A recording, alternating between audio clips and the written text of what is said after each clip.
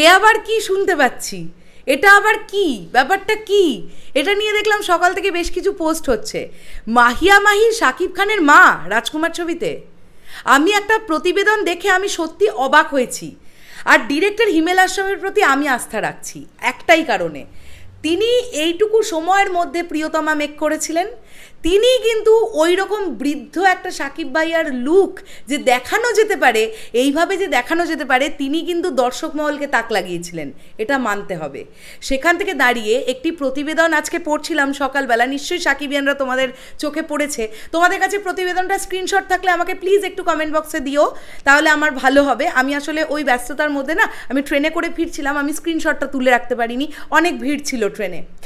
তো যে বিষয়টা নিয়ে কথা বলবো, একটা প্রতিবেদনে জানতে পারা যাচ্ছে ঘনিষ্ঠ মহল থেকে নাকি এই তথ্যটা উঠে আসছে, এই যে গেস্ট অ্যাপিয়ারেন্স হিসেবে আমরা মাহিয়া মাহিকে দেখতে পাবো, তাকে নাকি আমরা রাজকুমার অর্থাৎ সাকিব ভাইয়ার মায়ের চরিত্র প্লে করতে দেখতে পাবো, যার খুব অল্প একটি পোর্শন ছবির মধ্যে আছে, এবং বাবা হিসেবে তারিক আনাম খান, সেটা তো আমরা জানতাম। তারিক আনাম খানের ওয়াইফ হিসেবে আমরা যদি মাহিয়া মাহিকে দেখতে পাই, সেক্ষেত্রে তোমরা বুঝতে পারছো মেকআপ কতটা বিশ্বাসযোগ্য হতে হবে। মানে মাহিয়া মাহি অত্যন্ত সুন্দরী এবং প্রচণ্ড ইয়াং একজন অ্যাক্ট্রেস, যিনি এর আগে সাকিব ভাইয়ার নায়িকা হিসেবে কাজ করেছেন।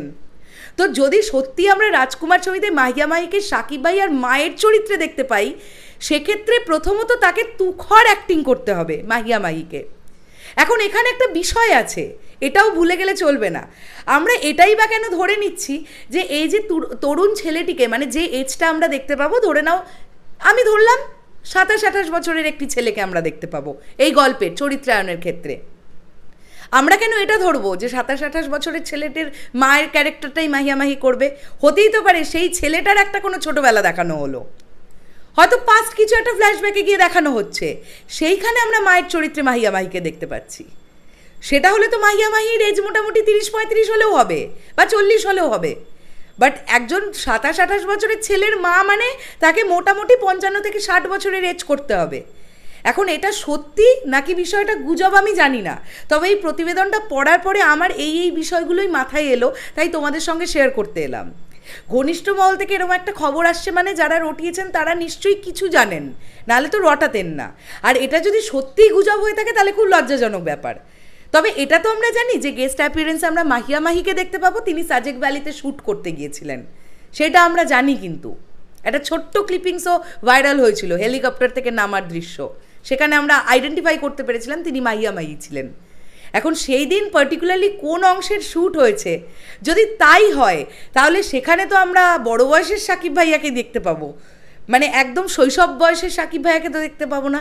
তাহলে কি হচ্ছে বিষয়টা, কীরকম হবে ব্যাপারটা, কতটা বিশ্বাসযোগ্য হবে ব্যাপারটা, এটা কিন্তু একটা বড় ব্যাপার। এবং তার সঙ্গে সঙ্গে হিমেল আশরাফ ভাইয়া বলেছেন নাকি একটা বিগেস্ট সারপ্রাইজ আছে রাজকুমার ছবিতে, এমন একটি চরিত্র নাকি আছে, এমন একজনের হয়তো আমরা ক্যামিও দেখতে পাবো, যেটা দেখার পরে আমাদের আলাদাই একটা গুজবাম্পস হবে আমাদের মধ্যে।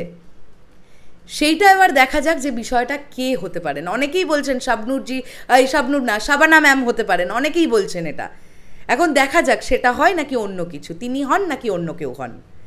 তবে এই মাহিয়া মাহির বিষয়টা শুনে কিন্তু আমি কোয়াইট এক্সাইটেড ভাই, মানে ব্যাপারটা কীরম করে হবে, যদি এটা হয় তাহলে আমার এটা দেখার খুব ইচ্ছে। শেষ করলাম ভিডিওটা, দেখা হচ্ছে আবার খুব শিগগিরই নতুন কোনো ভিডিও নিয়ে। তাহলে এখনের জন্য সকলকে বললাম টাটা।